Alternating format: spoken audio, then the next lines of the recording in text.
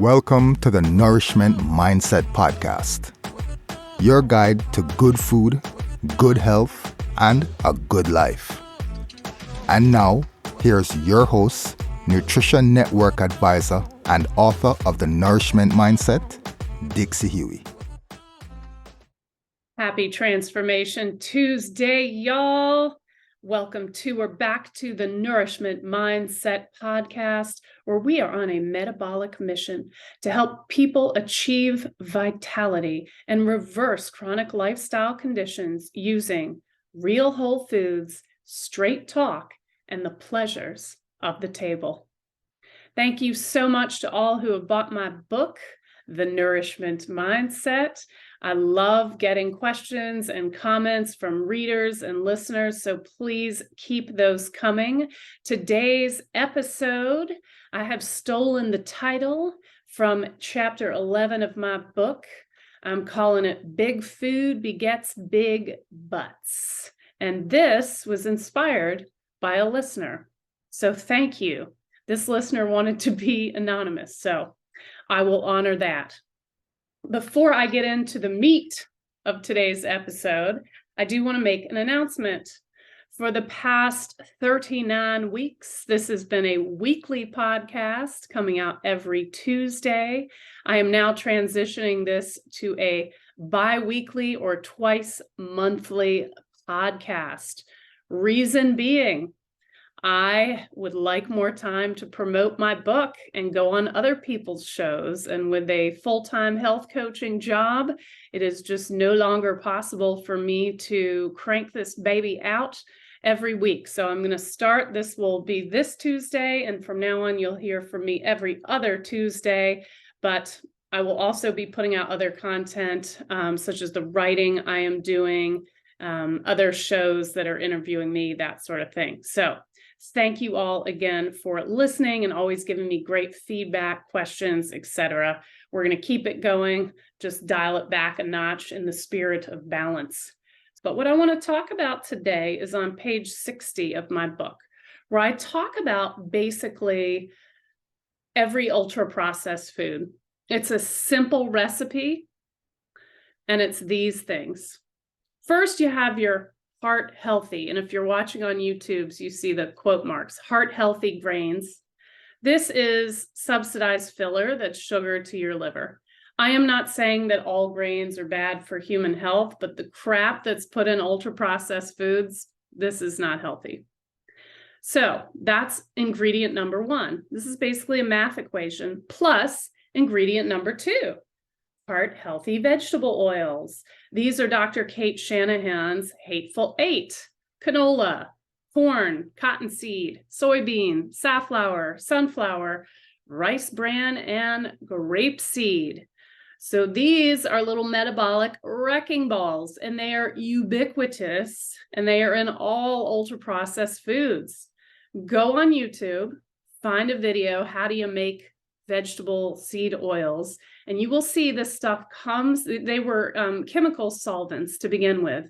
They come out of the machines that press them black gunk, basically looks like mud out in the lake on the golf course behind my house, and then they are bleached and deodorized and put into our food system. So is it really a surprise that these are horrible for human health? The next thing, so we got grains plus these toxic seed oils, plus sugars and sweeteners. It's about 200 different names for sweeteners. You can guarantee one of these little addictive puppies is in your ultra-processed foods. Maybe not just one, maybe 5, 10, I don't know. Plus additives and what they call natural flavors. And if you've been listening to the podcast for a while, you know that natural flavors ain't natural. That's just what they're called. It's putting lipstick on a pig. It's food marketing. So these are untested chemicals like MSG, dyes, all sorts of things, you name it. There's thousands of them. So that's ultra-processed foods, highly processed grains, toxic oils, sugar in its 200, probably by now there's 250. They're probably making up a new one every 2 days. And these added chemicals, emulsifiers, flavors, natural or otherwise. This is why this food is horrible for human health. So I'm going to share a little image with y'all. You can find this on the internet. If you're watching on YouTube, you're just going to see me share my screen. So this is the Big 10. This is 10 food companies that control basically all of ultra-processed food. I found this from a Business Insider article in 2016. So there may be some movement, some acquisition, whatnot. But if you look at this, if you're looking at this, if not, I'll read it to you. But basically, we've got Nestle, Coca-Cola, Unilever, Danone, Mars, Mondelez, Associated British Foods, Kellogg's, General Mills, PepsiCo. So that's 1, 2, 3, 4, 5, 6, 7, 8, 9, 10. These 10 players, when you see this image, it's unbelievable. It's every processed food that you could possibly imagine, just layer upon layer upon layer. But it's all controlled by this Big 10. And as I said, I gave you their recipe. Super cheap ingredients, super relatively expensive to you and me, and profitable to them. So what's the capitalist to say? Well, hey, it's your choice what you buy. Sure, absolutely. It is your choice what you buy. But here's the problem. These wreck human health. So even though the cost of a bag of Frito-Lay, I'm just picking on anything, might be, I don't know, is it $3 for however it comes? Fine. But what does that actually cost you metabolically?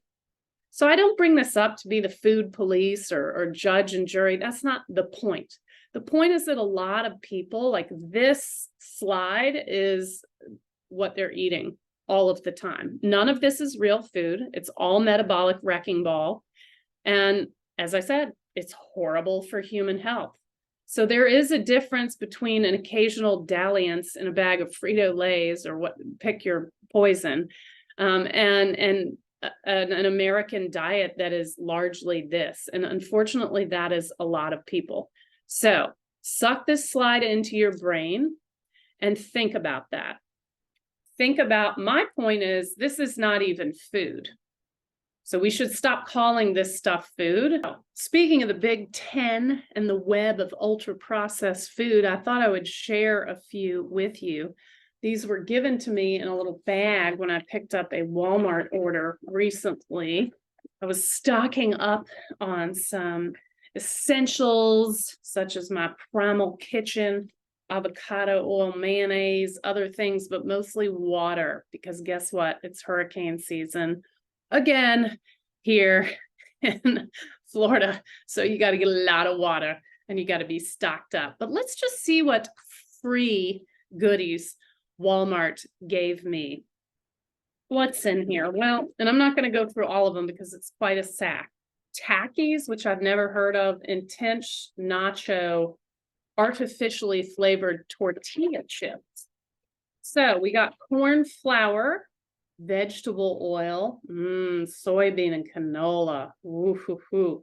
Seasoning, which is salt, milk, maltodextrin, more vegetable oil, more soybean oil, natural and artificial flavors, whey, tomato powder, onion powder. Here comes a good one, monosodium glutamate, MSG. Yum, yum. That is what I'm looking for when I am eating.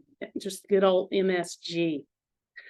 Some cheeses, some hydrolyzed corn protein, dextrose, yellow number 6, food dyes. So good for human health. Awesome. Citric acid, preservative, great for gut health, really. Spices and some more silicon dioxide, et cetera, et cetera. A bunch of stuff I cannot pronounce. Sorry, folks, not food.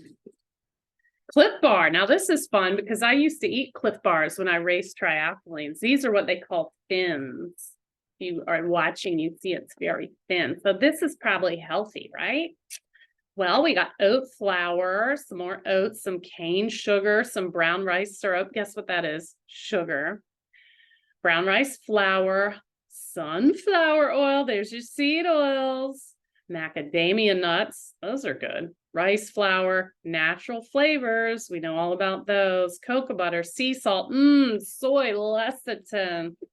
So yummy. soy flour and mixed tocopherols or something. I don't know what that is. They say antioxidant, but I'm calling bullshit. Still not food. Sorry. And then the last one I'll pick on are these really cute little waffle cone snacks. I've never seen these.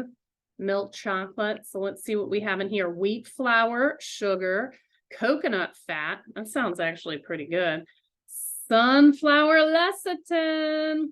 Caramelized sugar syrup. That's just sugar.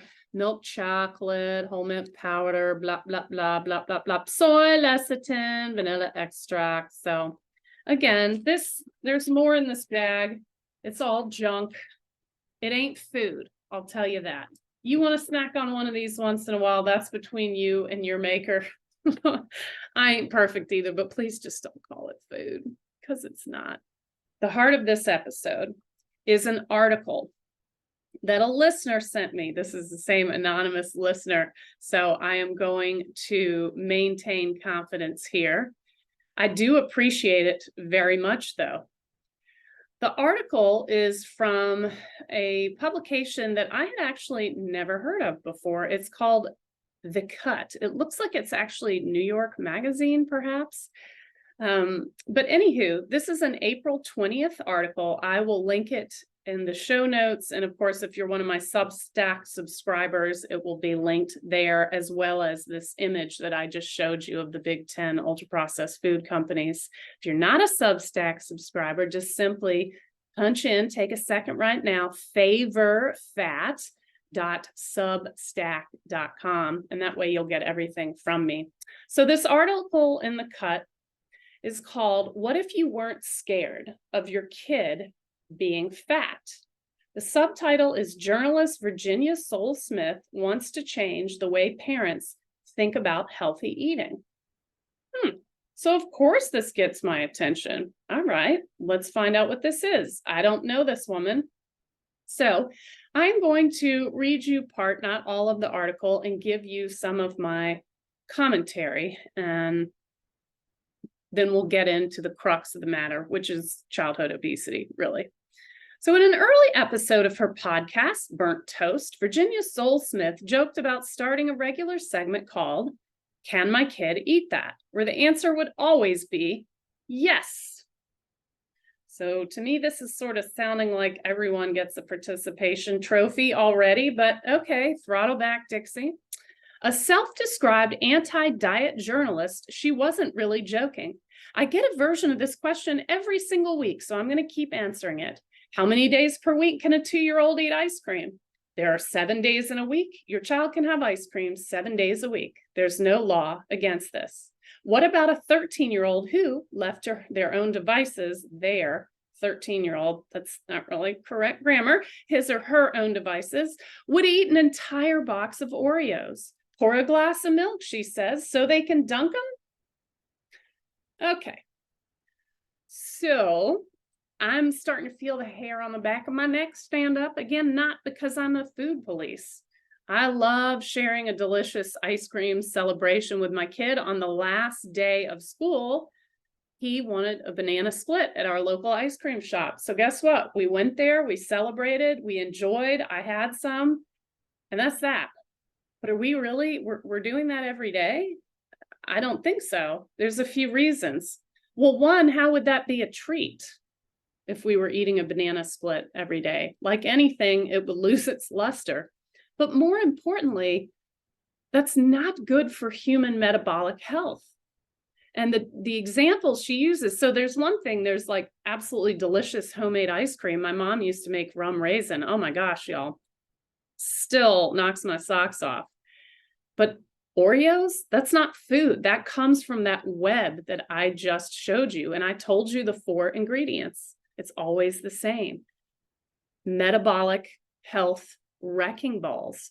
So no, I'm sorry. I don't agree with this. We should not let a child polish off a bag of Oreos, nor should we be eating ice cream 7 days a week. What planet are we on? So Sol Smith says Oreos come up a lot, laughing while snacking on a bowl of Cheez-Its in her home office. I mean, like, Oreos, fine, but it's really the fact you're not letting yourself have Oreos that makes it feel like, oh my God, I'll be powerless over them.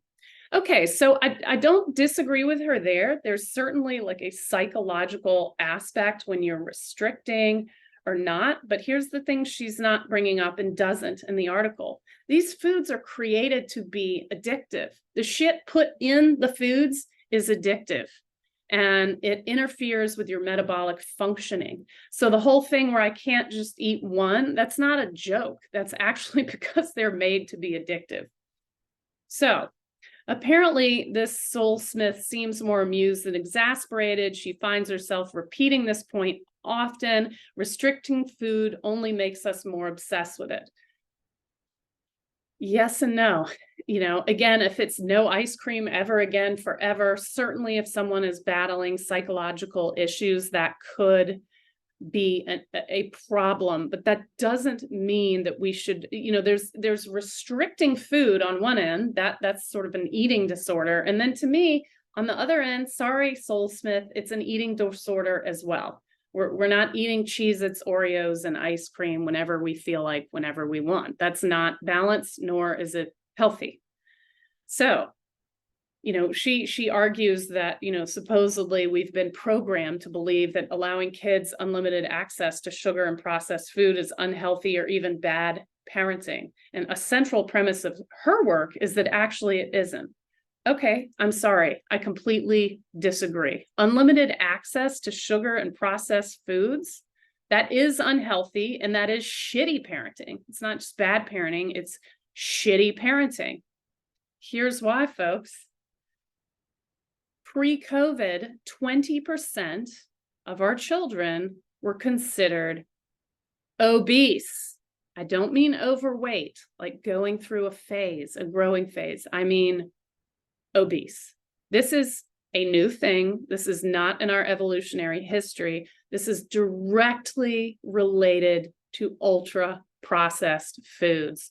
The Oreos, the ice cream, and the Cheez-Its that Sol Smith is arguing that we should just have unlimited access to. I'm sorry. No, you develop obesity as a child, you will have a lifetime of health problems. Type 2 diabetes, a cause near and dear to my heart and my work, used to be called adult onset diabetes. Well, it can't be called that anymore because children are being diagnosed with this. So Sol Smith, again, sorry.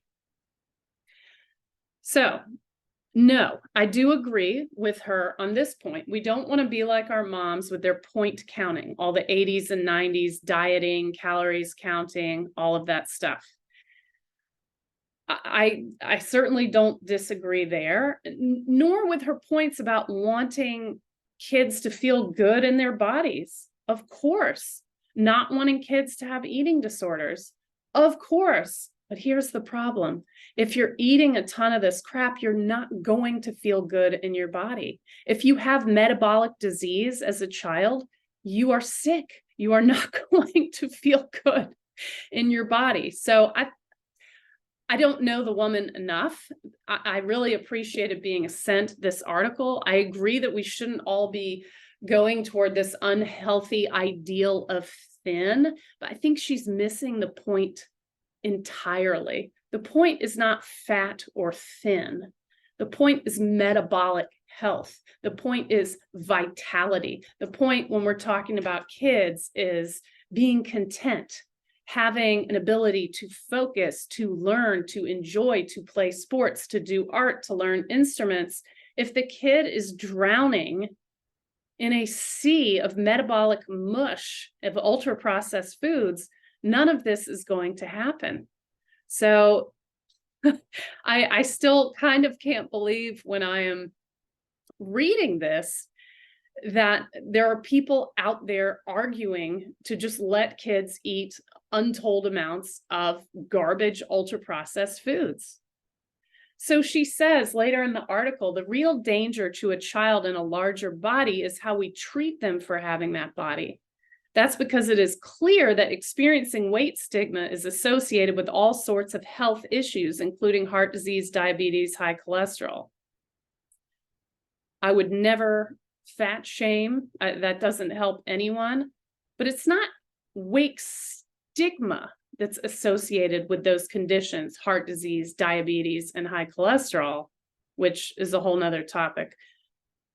It's being obese. It's not the stigma of being obese. It's literally being obese. The stigma is not a causal factor of metabolic health conditions. So again, Soul Smith, your heart is in the right place, but this is not helpful by and large. So you can say, okay, I'm obese and I don't, by the way, parentheses, yet have metabolic issues. That can be true. You can be obese and have a, say, A1C 3-month blood sugar of under pre-diabetic threshold.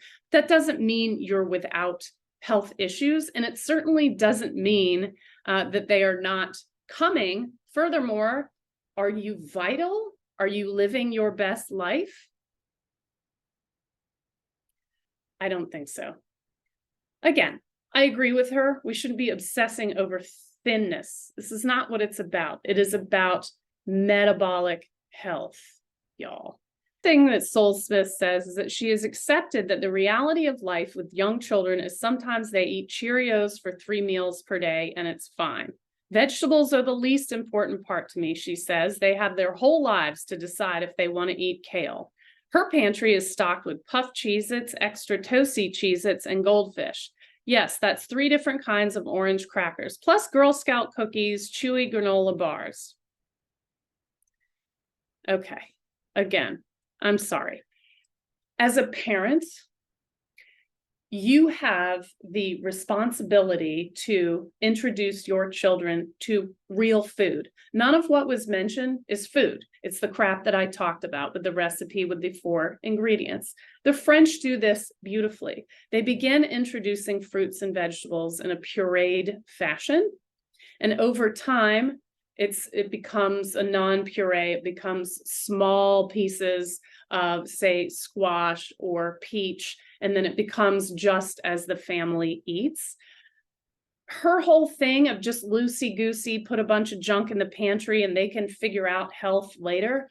Again, I don't agree with that, because here's the thing. Just like it's easier to learn a foreign language as a younger person because the muscles of your mouth are more amenable to making the shapes that it takes to make certain accents from certain languages, it's the same thing with your palate.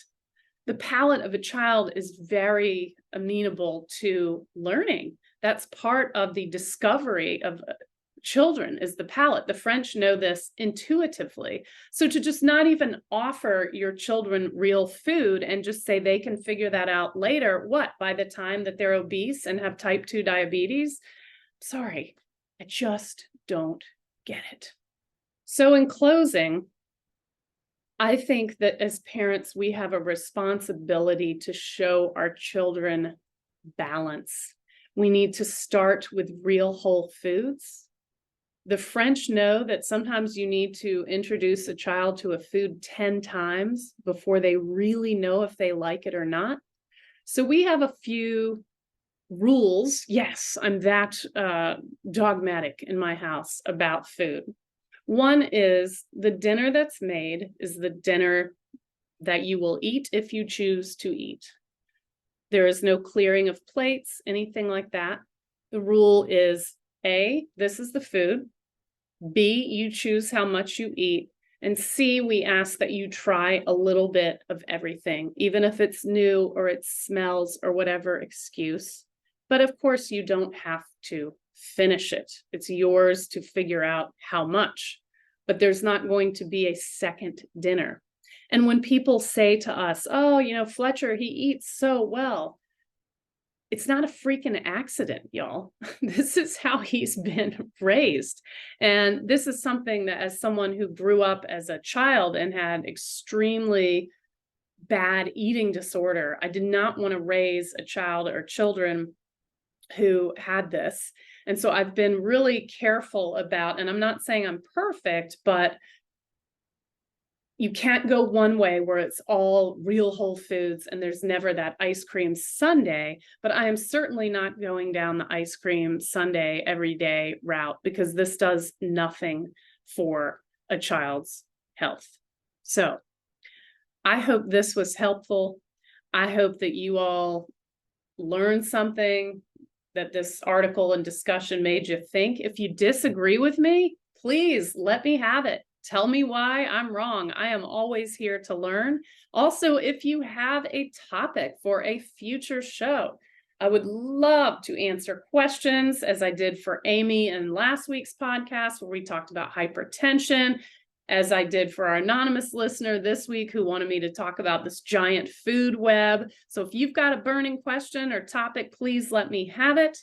Otherwise, please help me spread the news about our metabolic mission to help people achieve vitality and reverse chronic lifestyle conditions using the nourishment mindset. Have a wonderful couple of weeks, and I'll see you in 2 Tuesdays, y'all.